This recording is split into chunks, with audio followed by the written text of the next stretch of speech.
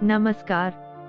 इस वीडियो के जरिए मैं आपको बताऊंगी पानी की विभिन्न प्रकार की दशाएं, मानवीय भावनाओं के प्रति पानी की प्रतिक्रिया।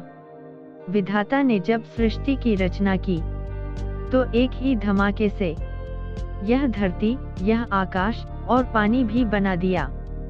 पत्थर, वनस्पति, पशु पक्षी और इंसान बना दिए। पशु पक्षियों को एक सीमित समझ दे दी, उनकी समझ सीमित ही रही। इंसान को भी समझ दी, पर इंसान ने अपनी समझ का लगातार विकास किया। पशु पक्षी खुद अपनी समझ का विकास न कर पाए, परंतु इंसान ने पशु पक्षियों को प्रशिक्षण दिया, वो भी एक सीमित स्तर पर ही रहा। इंसान का दिमाग बहुत ही ताकतवर है। इसी दिमाग के जरिए विज्ञान काफी समय से ब्रह्मांड की खोज में लगा हुआ है और लगा रहेगा, और अध्यात्म भी लगा हुआ है। अध्यात्म में आधार आस्था होती है और विज्ञान में आधार खोज होती है। अध्यात्म में अंधविश्वास करना होता है और विज्ञान में खोज करना, साबित करना, तब विश्वास करना होता है। विज्ञान और वैज्ञानिक का काम यही ही होता है। विधाता ने जो कुछ बनाया है उसकी खोज करना। इस सच्चाई से भी इनकार नहीं किया जा सकता कि पानी ही वनस्पति को, पशु पक्षी को और इंसान की जिंदगी को चलाता है। वैज्ञानिक वर्ग कुछ न कुछ खोज में लगा हुआ है और लगा रहेगा। कहाँ क्या है, कहाँ कितना है, कहाँ कैसे है, कहाँ क्यों है। वैज्ञानिक वर्ग दुनिया में बस इसी ही खोज में लगा है और लगा रहेगा।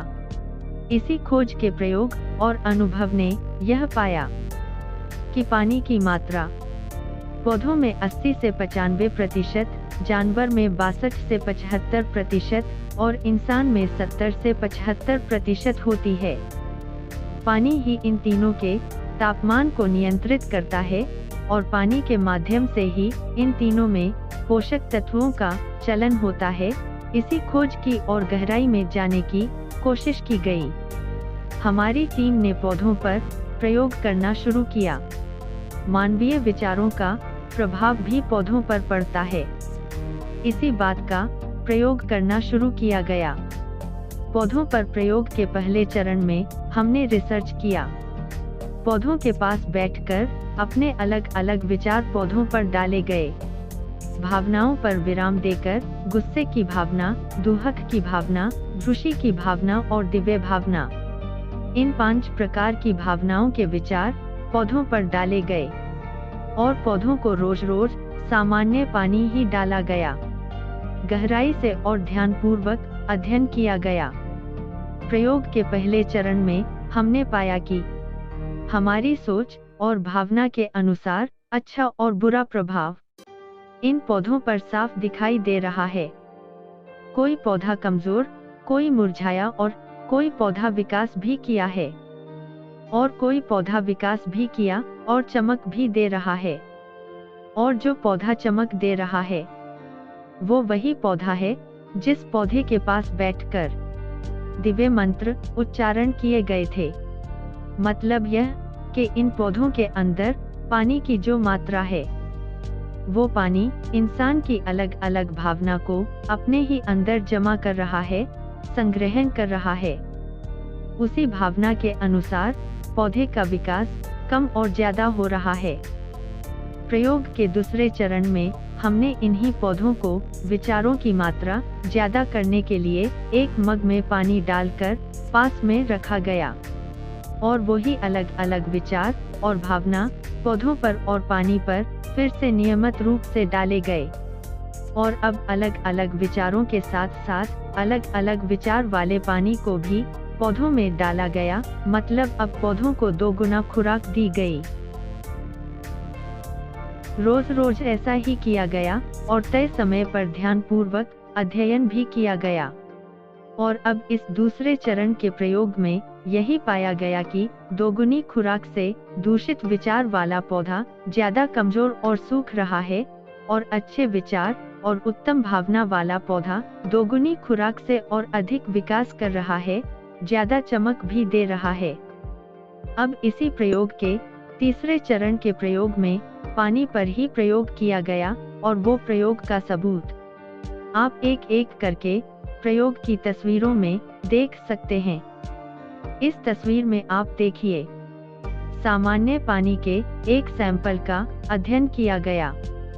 सामान्य पानी के इस सैंपल में अध्ययन करते वक्त यही पाया गया कि पानी में कोई खास तत्व मौजूद नहीं है। जल का आणविक पैटर्न शानदार या चमकदार नहीं है। अब आप इस तस्वीर में देखिए, सामान्य पानी के एक सैंपल पर झुशी के विचार और भावना डाली गई। अध्ययन करते वक्त यही पाया गया कि पानी में कुछ खास तत्व मौजूद हैं। जल का आणविक पैटर्न शानदार और चमकदार है।